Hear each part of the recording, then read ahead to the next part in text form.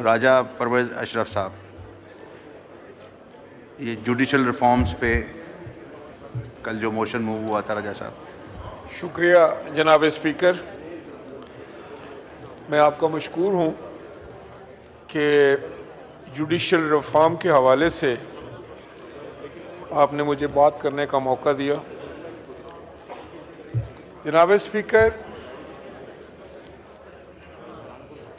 Judicial reforms, अदालती reforms, यकीनन कि ये हमारे मुल्क में जो अदालती निज़ाम राइज है, वक्तन फ़ौक्तन जहाँ जब भी ज़रूरत हुई उनको ज़्यादा बेहतर बनाने में, ज़्यादा क्रेडिबल बनाने में, ज़्यादा बेहतर उनका फंक्शन करने के लिए रिफॉर्म्स होने चाहिए और होते रहे हैं।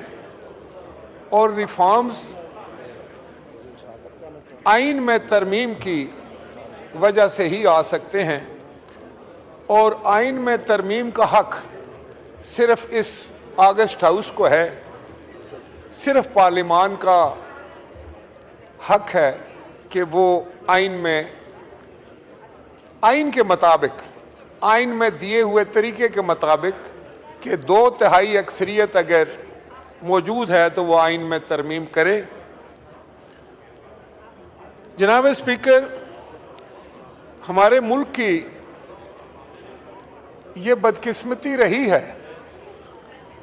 कि हम बहुत सी अच्छी बातों को भी अपने सियासी इख्तलाफात की नज़र कर देते हैं।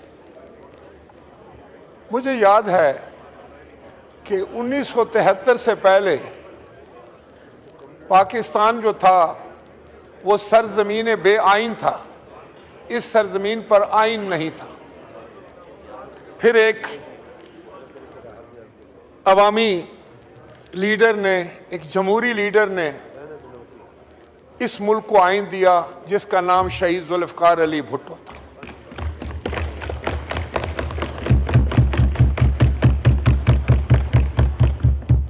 यहाँ बात मैं रिकॉर्ड पे रखना चाहूँगा कि उस वक्त की असेंबली में शहीद जुल्फ़िकार अली भुट्टो को 2/3 से ज़्यादा अक्सरियत हासिल थी, लेकिन उसके बावजूद उन्होंने ये कोशिश की कि कंसेंसस के साथ आइन लाया जाए। और मैं जहां शहीद जुल्फ़िकार अली भुट्टो साहब को खराजे तहसीन और अकीदत पेश करता हूं, वहां उस वक्त के मेंबरान असेंबली को भी, उस वक्त की अपोजिशन को भी, जिन्होंने इत्फाक राय से 1973 के आइन को पास किया। और पहली दफ़ा पाकिस्तान को एक आइन मिला, एक मुतफ़िक़ा आइन मिला, एक ऐसा आइन मिला जिस पर तमाम मुकातबे फ़िक्र के लोगों को मुकम्मल इत्फाक था। ये यकीनन एक बड़ा मोइज़ा था। उस वक्त भी बड़ी पोलराइजेशन थी, बड़ी डिवीजन थी सोसाइटी में, सियासी तौर पर भी बड़े मामलात उलझे हुए थे। लेकिन शहीद जुल्फ़िकार अली भुट्टो की फ़हम व फ़रासत और उनकी दानिशमंदी ने, और उस वक्त के जितने भी अकाबरीन इस हाउस में मौजूद थे, उन सब की काविशों से और अल्लाह ताला की मदद से 1973 का आइन मंजूर हुआ, जिसकी अभी पिछले साल ही हमने गोल्डन जुबली मनाई थी। जनाब स्पीकर, ये भी एक सितम ज़रीफ़ी है कि शहीद जुल्फ़िकार अली भुट्टो को फिर एक ऐसे मामलात में, ऐसे अंदाज से, ऐसे हालात से दो चार किया गया, और मुल्क में फिर एक ऑटोक्रेटिक लीडरशिप हुई। मुल्क में अमलन मैं समझता हूँ इस आइन को मातल किया गया, और एक वन मैन शो था, और उस शख्स ने इस पार्लिमान की जितनी भी पावर्स थी वो सब अपने ज़ात में मरकूज कर ली।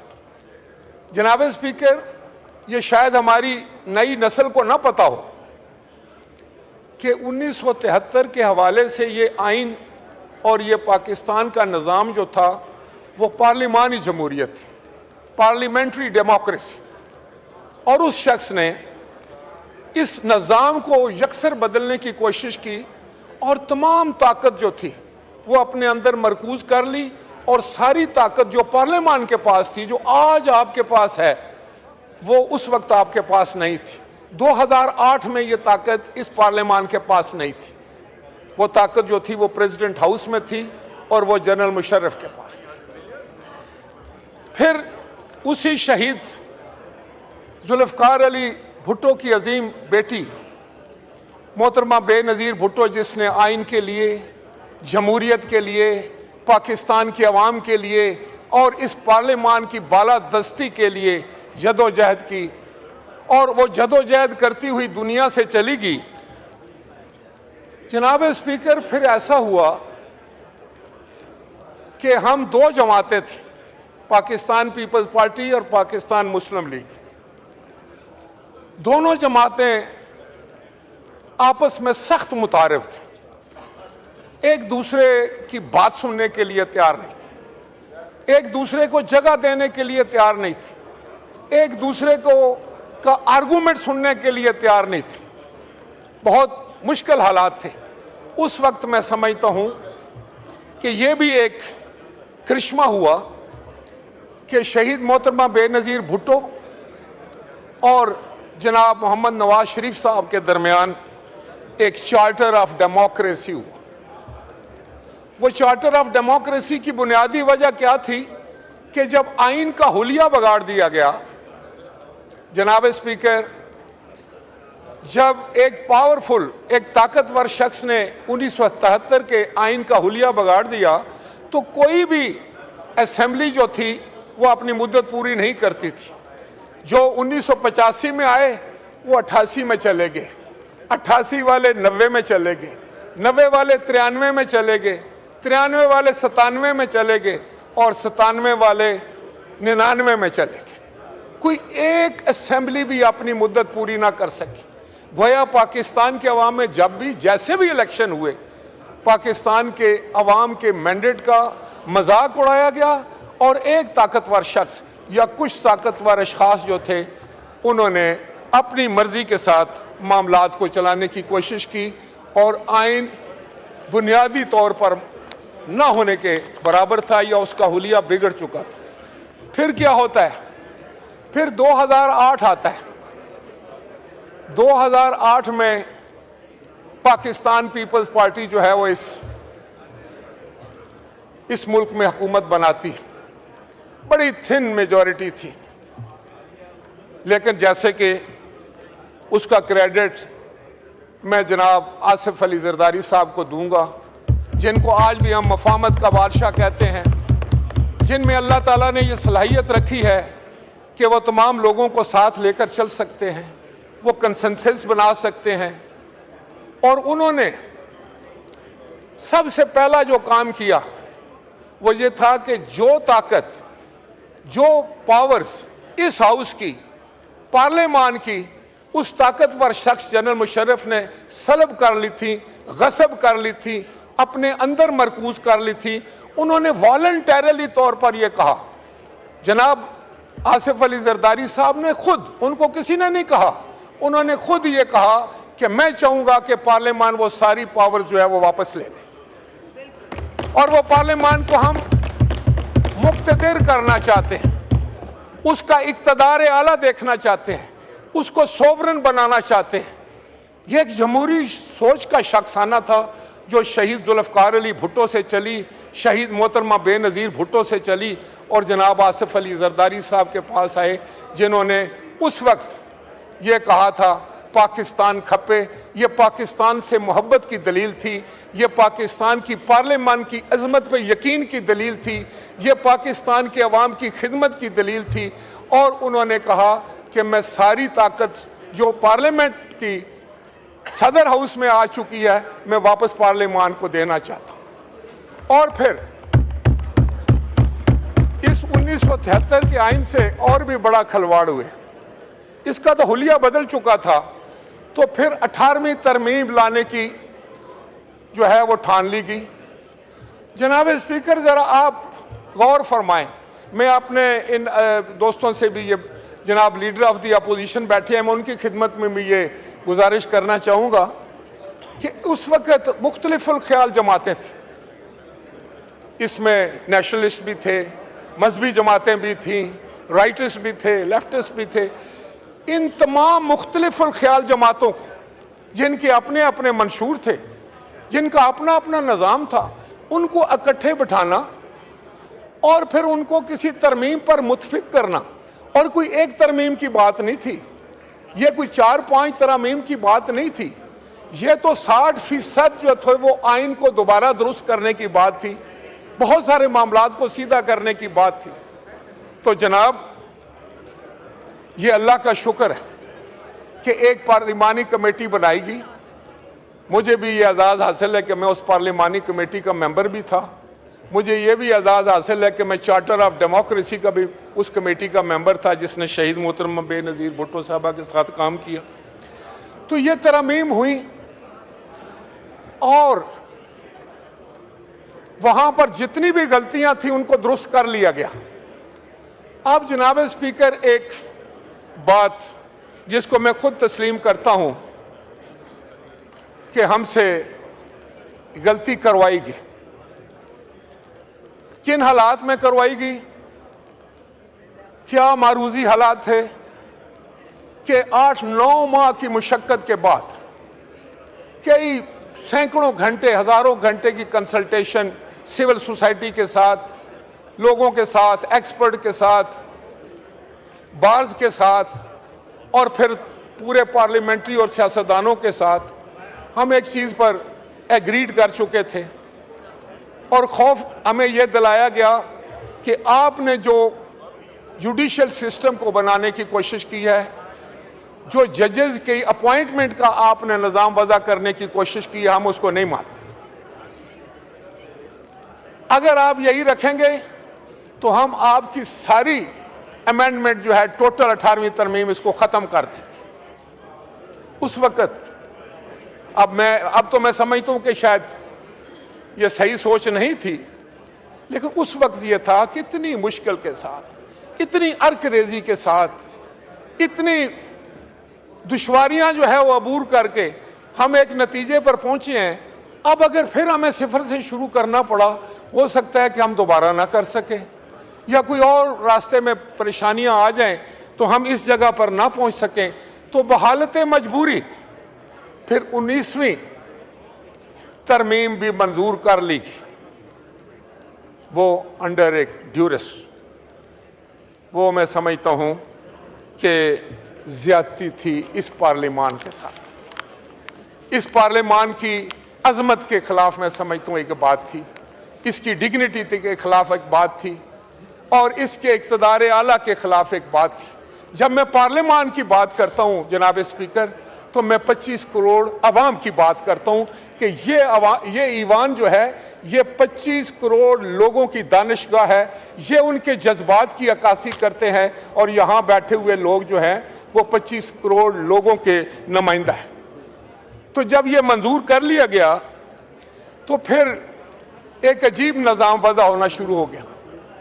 जुडिशरी जिसने बिल्कुल एक ऐसा किरदार अदा करना था जो इस मुल्क में इस्तेकाम लेकर आता, जो इस मुल्क के आम लोग, गरीब लोगों को जिनका कोई आसरा नहीं होता, उनको सस्ता और जल्द इंसाफ मुहैया करना था।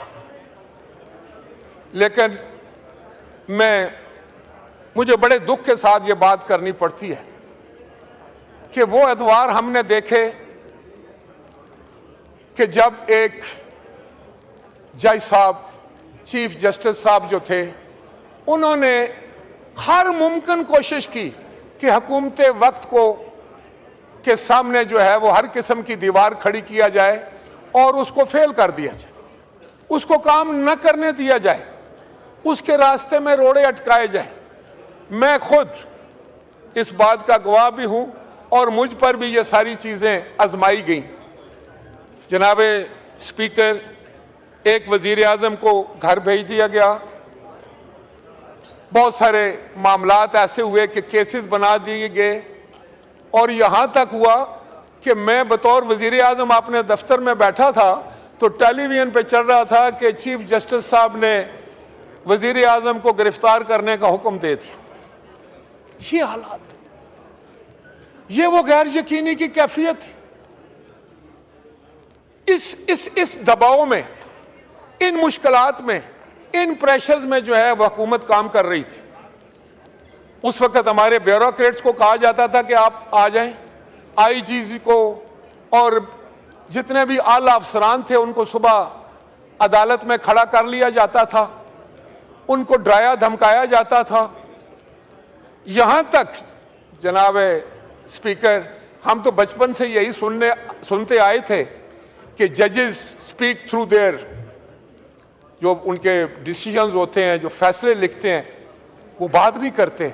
लेकिन हमने ये भी देखा कि जजेस ने बाकायदा जो है वो उस वक्त तक काम नहीं करते थे जब तक मखसूस चैनल्स के लोग उनके कोर्ट में मौजूद नहीं होते थे, और वो झलकियां निकलती थी, और वो उनकी जितने भी रिमार्क्स होते थे वो टेलीविजन की जीनत बनते थे, वो हेडलाइंस बनती थी। तो गोया मैं समझता हूं कि इस हाउस से ज्यादा सियासत फिर उस हाउस में होनी शुरू हो गई। फिर आपने देखा कि एग्जीक्यूटिव के बड़े बड़े कामों को तो छोड़ें, टमाटर, डबल रोटी और इस किस्म की कीमतें और चीनी की कीमत और ये सब जो है वो भी उन्होंने अपने हाथ में लेने की कोशिश की। फिर इससे भी आगे मामला चला गया। एक जज साहब ने कहा कि इस मुल्क में डैम बनना चाहिए, उन्होंने डैम बनाना शुरू कर दिया, और फिर गाने लग गए कि हम भी डैम बनाएंगे। और वो जो काम उनको करना था, जो लिटिगेंट्स थे वो रुल रहे थे, वो अगर उसके दादा ने कोई लिटिगेशन शुरू की थी, उसका पोता जो था वो भी वकीलों के पीछे जा रहा था, वो भी बूढ़ा होने को आ गया था और उसको इंसाफ नहीं मिल रहा था। तो ये जुडिशियल सिस्टम जिस वक्त इतना गलत हो जाए, इतनी उसमें कोई कज आ जाए, इतनी उसमें अगर मैं समझता हूँ कि मुश्किलात आ जाएं, तो उसके लिए फिर रिफॉर्म्स ज़रूरी है।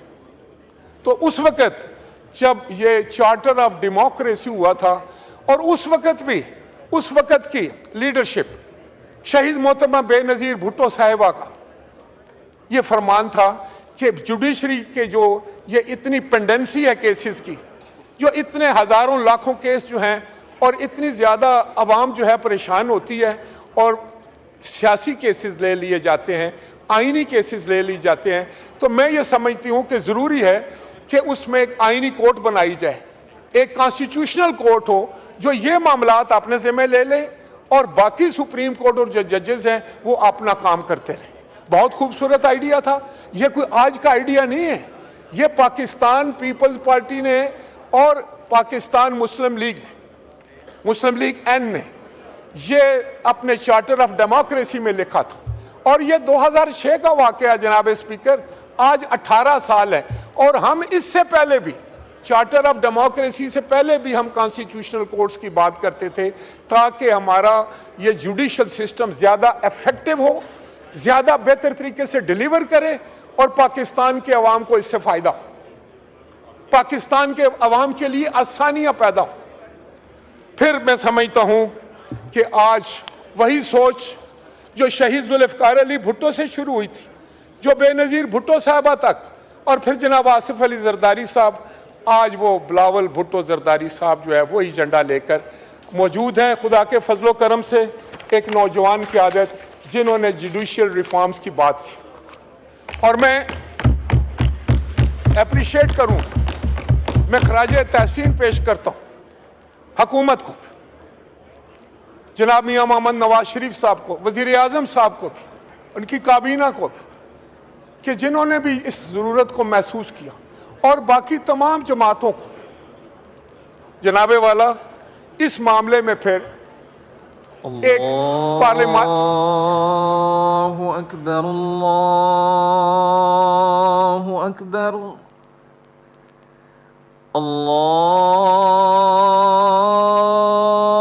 अल्लाहु अकबर, अल्लाहु अकबर। अशहदु अन ला इलाहा إلا الله أشهد أن لا إله إلا الله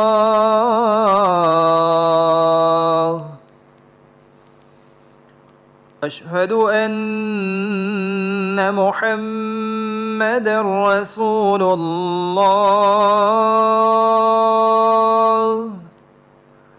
أشهد أن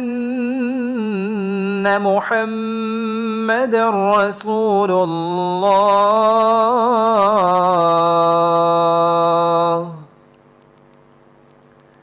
حي على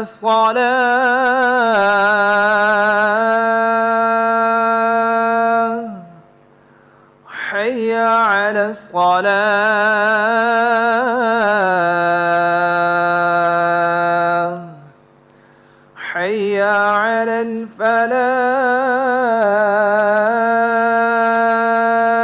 الفلاح حي على الفلاح الله أكبر الله أكبر لا إله إلا الله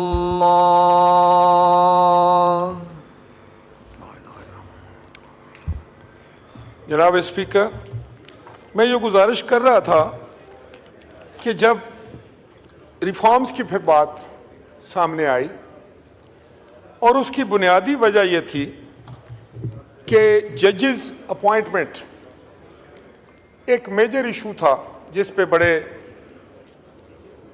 अरसे से बहस हो रही थी और एक पार्लिमानी कमेटी बनाई गई आइन में, जो 19वीं हमारी तरमीम थी कि एक parliamentary committee for the appointment of superior judiciary's.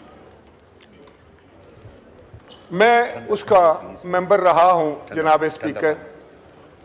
उसका काम एक पोस्ट ऑफिस का था, डाकखाने से ज़्यादा उसकी कोई हैसियत नहीं थी, ना तो आप उस पर कोई किसी को रोक सकते थे जो भी।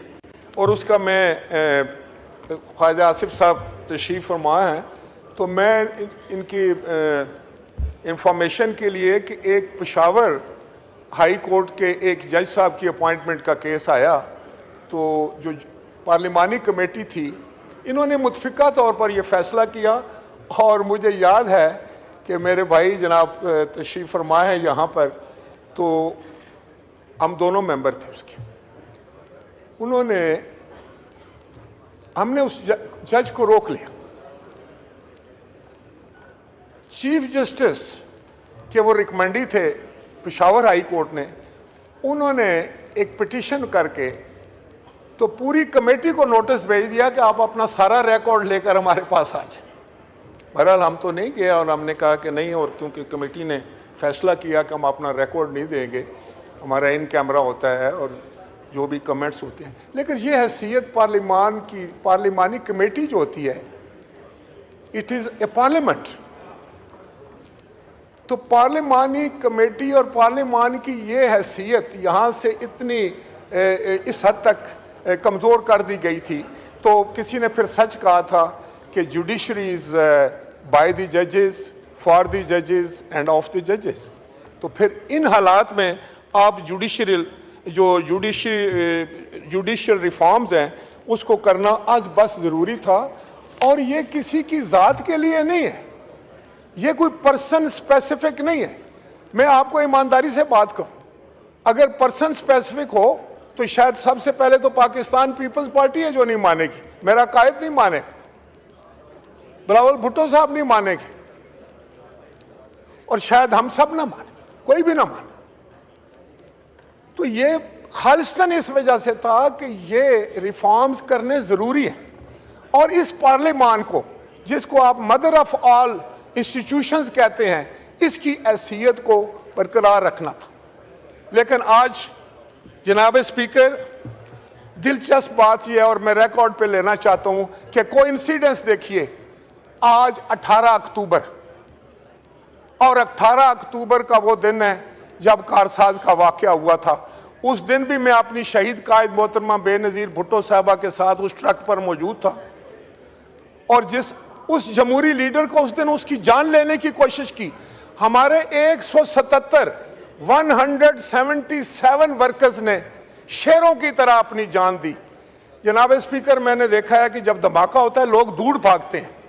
पहली दफा मेरी आंखों ने देखा कि धमाका हुआ और लोग ट्रक की तरफ भाग रहे थे, अपनी शहीद कायद को के देखने के लिए भाग रहे थे, उसको महफूज करने के लिए भाग रहे थे। और यह था पाकिस्तान पीपल्स पार्टी का उस वक्त भी किरदार, और आज भी वही किरदार खुदा के फजलो करम से है कि हम जमहूरियत के लिए, आइन की सरबुलंदी के लिए और पार्लियामेंट की सरबुलंदी के लिए सब कुछ कुर्बान करने के लिए तैयार है। जनाब स्पीकर, मैं आपसे गुजारिश कर रहा था कि चीफ जस्टिस साहबान हमारे लिए बड़े ही काबिल एहतराम है। वो हमारी एपेक्स कोर्ट के चीफ जस्टिस होते हैं और उनका एहतराम हम सब पर लाजम है, और हम चाहेंगे कि वो उनके एहतराम में किसी किस्म की कोई कमी ना आए। लेकिन ये जो रिफॉर्म्स होने जा रहे हैं, जिसके लिए एक कमेटी बनाएगी, जनाब बड़े एक सीनियर पार्लियामेंटेरियन सैयद खुर्शीद अहमद शाह साहब को मुतफ़क्का तौर पर उसका चेयरमैन मुंतखब किया गया, और उस कमेटी में अपोजिशन भी थी, हुकूमत भी थी, तमाम तकरीबन जमातें उसमें रिप्रेजेंटेड थी। और मैं अप्रिशिएट करना चाहूँगा, मैं खराज तहसीन पेश करना चाहूँगा तमाम मेंबरान कि सब ने अपना मस्बत किरदार अदा किया। मैं अपोजिशन को भी खराज तहसीन पेश करना चाहूँगा कि मैं समझता हूँ कि चेयरमैन बैरिस्टर साहब ने भी, लीडर ऑफ द अपोजिशन साहब ने भी, और जो हमारे चीफ विप हैं, इन्होंने भी बहुत अच्छे अंदाज से उसमें पार्टिसिपेशन की, मीटिंग्स को अटेंड किया और अपनी इनपुट दी। यही तरीका हुआ करता है, यही अंदाज होता है जिंदा कौमों का। और ख़ास तौर पर जो आईन पाकिस्तान की बात होती है, तो आइन किसी एक फर्दे वाहिद के लिए तो नहीं, किसी एक जमात के लिए तो नहीं।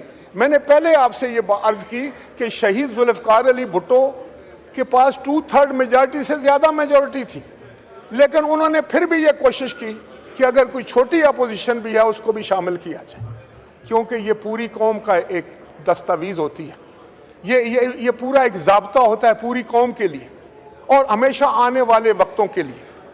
तो मैं ये समझता हूँ कि आज एक जो मसवदा था, वो पीपल्स पार्टी ने अपना एक मसवदा दिया, जमीयत उलमाए पाकिस्तान एफ ने अपना एक मसवदा दिया, ANP ने भी दिया, BNP ने भी दिया, दूसरी जमातों ने भी दिया, हुकूमत की तरफ से भी एक मसवदा आया, और उस मसवदे जो सारे जो थे उसको स्टडी किया गया, उस पर बहस की गई, उसको डिबेट किया गया।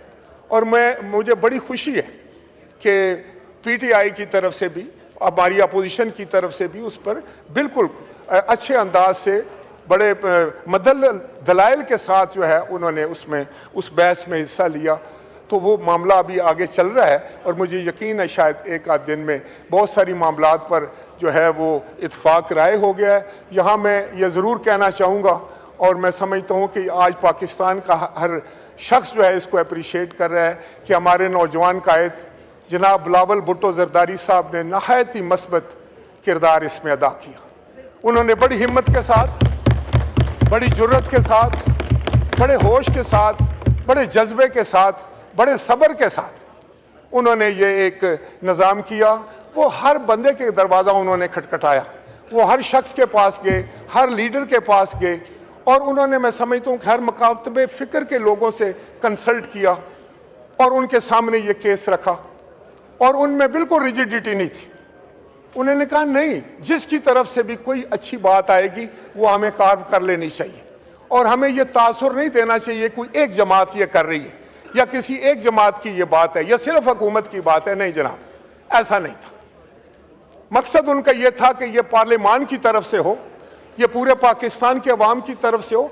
आज आप अपोजिशन में हैं, कल आप शायद अपोजिशन में ना हो, हमने उधर बैठे हुए, कल हम उधर बैठे हुए थे, आप इधर बैठे हुए। ये मामला तो चलते रहते हैं सियासत में, और इसको मद्देनजर रखा भी नहीं जाता। ये तो एक लॉन्ग टर्म बात है। जो किसी ने सच कहा है ना कि जिनका लंबा सफर हो, जो लंबे सफर के मुसाफिर होते हैं, दूर के मुसाफिर जो हैं वो नजदीक के झगड़ों में नहीं पड़ते, वो अपनी मंजिल को खोटा नहीं करते। ये तो डे टू डे बात है, कोई आप हमें कुछ बात कहेंगे, हम कोई आपको कह लेंगे, लेकिन बात तो ये है कि पाकिस्तान हम सब का है, ये 25 करोड़ लोगों का है। ये ईवान जो है ये बालादस्त है। ये अगर बालादस्त नहीं होगा तो फिर कोई भी बाइज्जत और वो जो है काबिले, मैं समझता हूँ, एहतराम नहीं रह जाएगा पाकिस्तान में।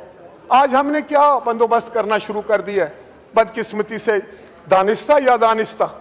आज हम अपने अदारों के जो है वो दर पे हैं, हम उनकी इज्जत और तौकीर कम करना चाहते हैं, या हो रही है, हमसे गलती से हो रही है, 7 हो रही है।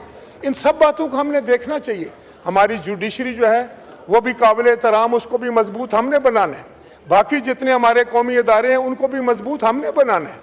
और लेकिन ये जो पार्लिमान है, यहीं से सारे सूते फूटने, यहीं से आइन ने बनना है, यहीं से कानून ने वज़ा होना है, यहीं से सारा कुछ निकलेगा, यहीं से वजीर आजम निकलते हैं, यहीं से लीडर ऑफ द अपोजिशन निकलते हैं, यही वो मंबन है, यहीं से वजीर बनते हैं।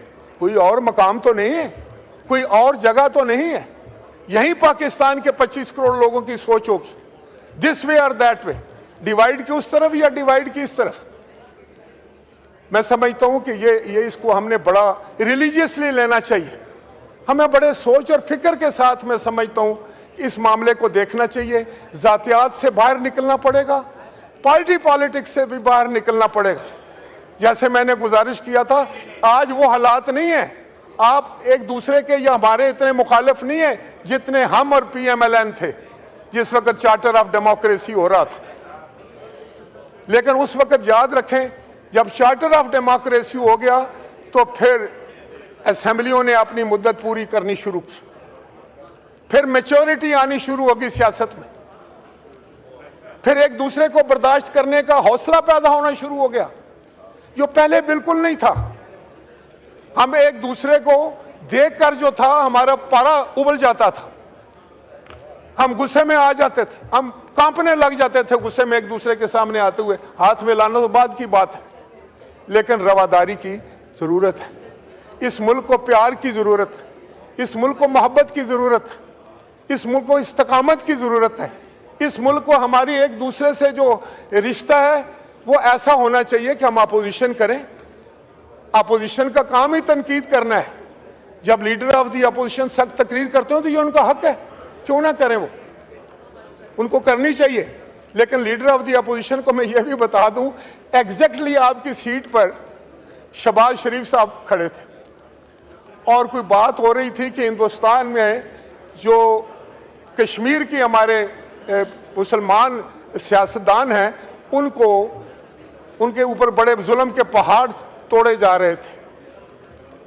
तो उस वक्त के वजीर आजम, आपके जो लीडर हैं, उन्होंने फरमाया कि कश्मीर के मुसलमानों को दीवार से लगा दिया गया है। तो शहबाज शरीफ साहब ने खड़े होकर कहा, वो तो दीवार से लगा दिया गया है, आपने हमें दीवार में चुन दिया है। ये हालात थे उस वक्त भी। लेकिन मैं समझता हूँ कि आज जो माजी गुजर गया उससे तो सबक लेना है, वो सबक लेकर हमने आगे निकलना है। आज 18 अक्टूबर है। 18 अक्टूबर को एक बहुत बड़ा सानिया हुआ इस मुल्क में। 177 हमारे वर्कर्स की मैयतें पहचानी नहीं गई, वो जाकर गड़ी खुदा बख्श अपनी कायद के मज़ार के जेर साया जो है वो दफन हुए। ये बड़ी कुर्बानियां हुई हैं जमहूरियत के लिए। हमने तो एक आग और खून का दरिया देखा है जिससे हम लोग गुजर कर आए। हमने वो भी देखा है कि किस तरीके से कोड़े बरसते हैं, किस तरीके से लोगों के घरों को तबाह किया जाता है, किस तरह से लोग अपने आप को आग लगाते हैं, किस तरह से किले से चीखें बुलंद होती हैं, किस तरह लोगों के बच्चे जो थे वो यतीम होते थे, किस तरह लोगों को फांसी पर लटकाया जाता था। ये सब चीज़ें हम देख कर आए। अब हम चाहेंगे, शायद मैं ज़ाती तौर पे इसलिए कि एक लंबा सफ़र था जो तय करके यहाँ तक पहुँचा हूँ, मैं चाहूँगा कि अब इस मुल्क में आशती हो, अमन हो। इस मुल्क में मोहब्बत और प्यार हो, इस मुल्क में एक ऐसी सियासत हो जिसमें एक दूसरे की इज्जत और तकरीम हो, इसका मुंह ना नोचा जाए, एक दूसरे का चेहरा खराब ना किया जाए, एक दूसरे के किरदार को इतना ना खराब किया जाए कि लोग नफरत करने लग गए। आज वक्त की ज़रूरत ये है। कौमें बहुत आगे जा चुकी हैं। जो हमसे बहुत बाद में आए थे लीडर ऑफ द अपोजिशन साहब, वो हमसे बहुत आगे निकल गए। आप भी जानते हैं, मैं भी जानता हूँ। अब किसकी गलती थी? मेरी थी, आपकी, इनकी, जिसकी भी थी। अब उसको दफन करें और एक नई सुबह का आगाज़ करें। और मैं मुतासिर हूँ आपके जिस कंडक्शन से। आज मैं समझता हूँ डोगर साहब ने बहुत खूबसूरत बातें की। आज इनके सामने भी वो मसवदा रखा गया। इन्होंने बोला कि इस मसवदे पर मैं ज़ाती तौर पर हूँ, लेकिन मुझे कंसल्ट करना है, लीडरशिप से भी पूछना। बड़ी अच्छी, सही बात है, ऐसे ही करना चाहिए। लेकिन एक ऐसा मसवदा सामने आ चुका है जो छोटी मोटी तब्दीली के बाद सबको काबिल कबूल है। हमें हंसी खुशी एक दूसरे से मुस्कुराते हुए इस जो तरमीम है, जो तरामीम है, इनको मंजूर करना चाहिए। मैं समझता हूँ कि ये इस पार्लियामेंट की बालादस्ती के लिए, इस पार्लियामेंट की इज़्ज़त के लिए, इसके वक़ार के लिए, इसकी डिग्निटी के लिए और पाकिस्तान के लोगों की आसानी और सहूलत के लिए बहुत ज़रूरी है। बहुत शुक्रिया जनाब स्पीकर। शुक्रिया।